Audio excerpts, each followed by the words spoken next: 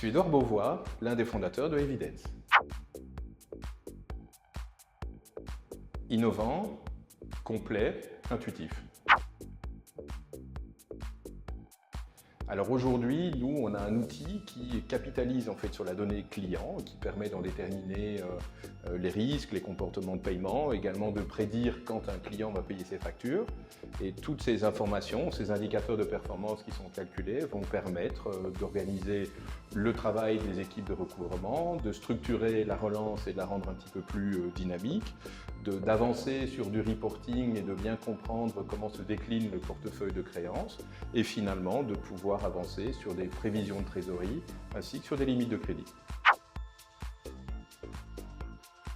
Alors la grande différenciation que nous avons, c'est le fait que l'intelligence artificielle est au cœur de notre solution. Donc on va capitaliser en fait sur énormément de données que nos clients nous fournissent.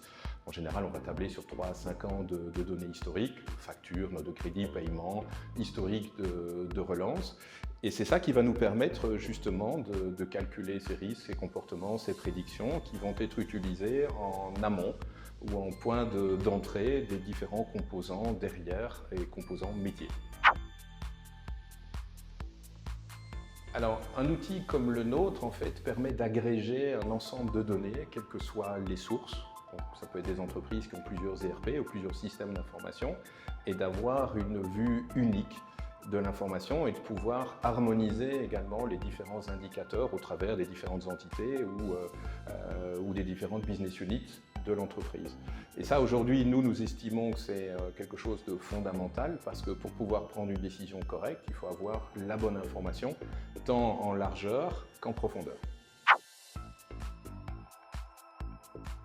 Je vais répondre à la question sous deux angles, parce que quand on entend intégration, on peut entendre intégration au sens flux de données entre différents systèmes. Donc il faut savoir que l'application a été dessinée pour pouvoir intégrer différents ERP. Donc, il y a tous les API nécessaires dans l'application, que ce soit en flux d'entrée ou en flux de sortie vers d'autres systèmes d'information. Ça, c'est déjà une chose. Et quand on parle d'intégration, on peut aussi parler d'intégration dans le travail. Donc ça peut être une intégration au travers d'une interface utilisateur. Si je prends rien que cet exemple-là, je parlais tout à l'heure d'agrégation de données. Donc ça permet d'avoir une vue d'ensemble et unique sans devoir repartir vers les autres systèmes d'information présents dans l'entreprise.